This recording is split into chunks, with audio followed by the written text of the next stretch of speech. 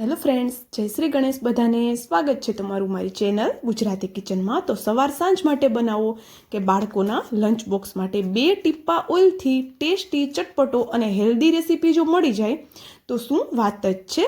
આપણા કિચનમાં રોજ વપરાતી વસ્તુ અને એ જ મસાલાથી કંઈક અલગ વેરિએશન કરી અને હેલ્ધી ટેસ્ટી એવી રેસીપી આપણે બનાવી શકીએ છીએ. તો એવી જ એક રેસીપી આજે આપણે બનાવશું કે જે નાના મોટા બધાને ખૂબ જ પસંદ આવશે અને રોજ બનાવીને ખાઈ શકાય એટલી બધી ટેસ્ટી અને હેલ્ધી બને છે. તો ચાલો બનાવવાનું શરૂ કરીએ.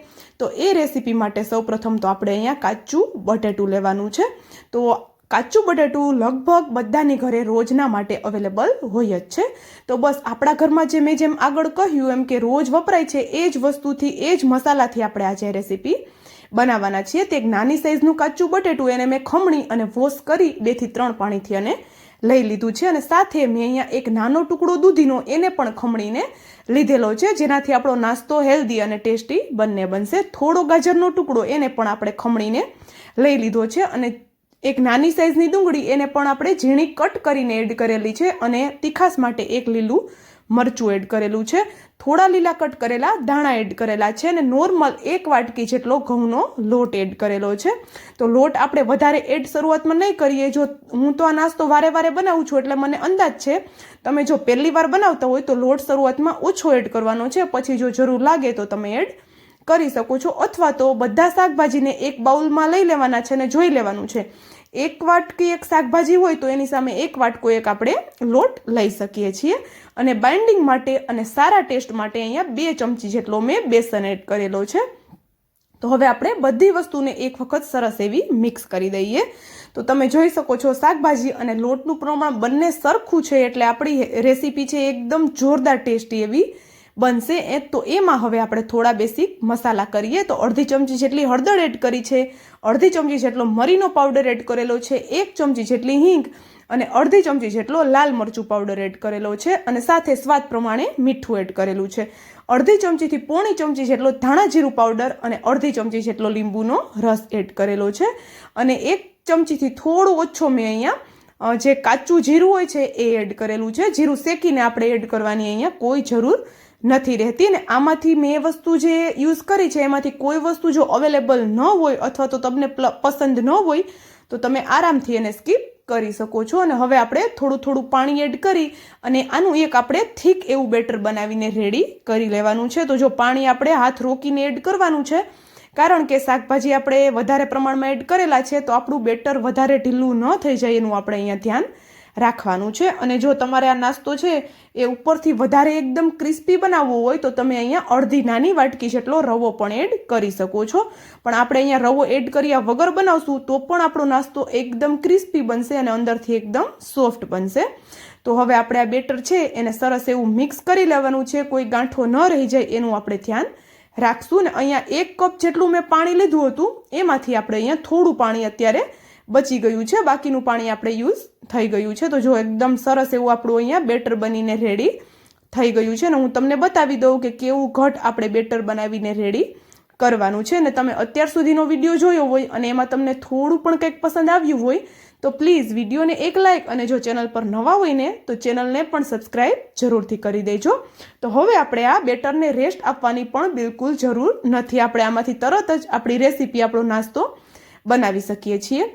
તો એના માટે આપણે અહીંયા એક કડાઈ લીધી છે અને એમાં 1 ચમચી જેટલું ઓઇલ લીધેલું છે. 1 ચમચીથી પણ જો ઓછું ઓઇલ લેશો તો પણ આ નાસ્તો એકદમ પરફેક્ટ બનીને તૈયાર થશે. થોડી રાઈ એડ કરી છે અને થોડા મીઠા લીમડાના પાન જેને મેં ઝીણા કટ કરીને એડ કરેલા છે. તમે આ રેસીપી છે એ જે મેં અત્યારે તવી લીધી છે, જે પેન લીધું છે એની જગ્યાએ તમે તવી ઉપર પણ બનાવી શકો છો. એકદમ આરામથી બની જાય છે. રાઈ સરસ એવી ચટકી જાય એટલે આપણે એમાં જે આપણું બેટર બનાવીને રાખ્યું છે એ 1 ચમચો જેટલું બેટર એડ કરી અને સરસ એવું એને આ રીતે ફેલાવી લેવાનું છે. એકદમ હલકા હાથે ફેલાવાનું છે, વધારે પાતળું પણ આપણે નથી કરવાનું. ને હવે આપણે આની ઉપર ઢાંકણ ઢાંકી દઈએ, ગેસની ફ્લેમ સ્લો કરી દઈએ અને ઉપરથી ડ્રાય થાય ત્યાં સુધી આપણે એને થવા દેવાનું છે. એવું નથી કે આ પ્રોસેસ કરવામાં ખૂબ વાર લાગશે, એકદમ જલ્દીથી થઈ જાય છે, વધારે કોઈ જ વાર લાગતી નથી આપણો જે આ નાસ્તો છે એને કૂક થવામાં. તો નોર્મલ આપણે રોટલી શાક બનાવીએ છીએ એટલે નાના મોટા બધાના મોઢા બગડે છે, પણ રોજ રોજ આપણે ઓઇલવાળું અને મેદાવાળું તો ઘરે બનાવી નથી શકતા, રોજ બધાને ખવડાવી નથી શકતા. તો આપણે અહીંયા જો ઘઉંનો લોટ અને વેજીટેબલ્સ આ શાકભાજી હોય એનાથી જ આપણે આ રેસીપી બનાવશું તો પણ કોઈને ખબર નહીં પડે અને બધા ખુશી ખુશીથી ખાઈ લેશે અને વારે વારે બનાવવાનું પણ કહેશે. એટલી બધી આ ટેસ્ટી રેસીપી બને છે. તો જો અહીંયા એક સાઈડથી સરસ એવું શેકાઈ ગયું એટલે આપણે એને પલટાવી લીધું અને સેમ બીજી સાઈડથી પણ એ જ રીતે આપણે એને શેકી લેવાનું છે. અને મારા ઘરમાં બધાને આ ગન પાવડર છે એ ખૂબ જ પસંદ આવે છે, બધા નાસ્તામાં, બધી રેસીપીમાં.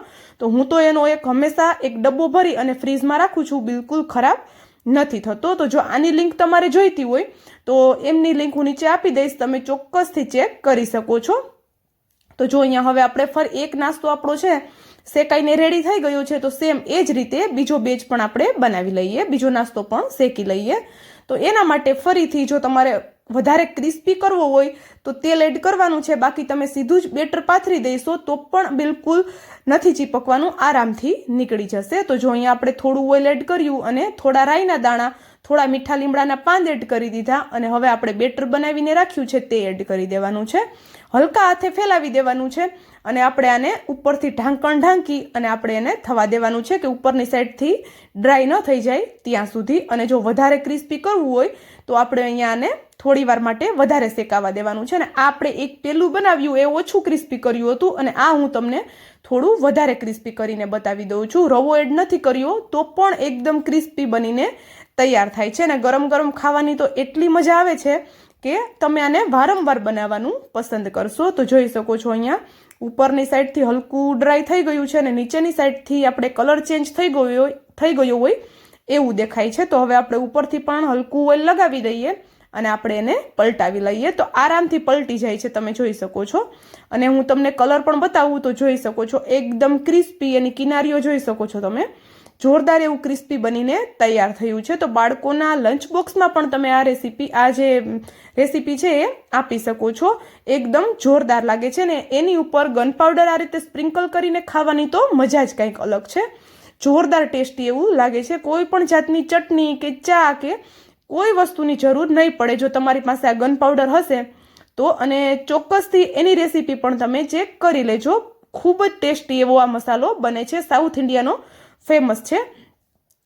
તો સાંજ માટે જો કાંઈ ન સમજાતું હોય કે આજે શું બનાવવું અને કંઈક અલગ અને ટેસ્ટી ખાવું હોય, વધારે મહેનત પણ ન કરવી હોય તો આ રેસીપી એકદમ પરફેક્ટ છે. વધારે મહેનત પણ નથી કરવાની, ઘઉંનો લોટ અને ઘરમાં જે પણ વેજીટેબલ્સ છે એને પાણી સાથે મિક્સ કરી દેવાનું છે અને ગરમ ગરમ આપણે આ રેસીપી બનાવી શકીએ છીએ.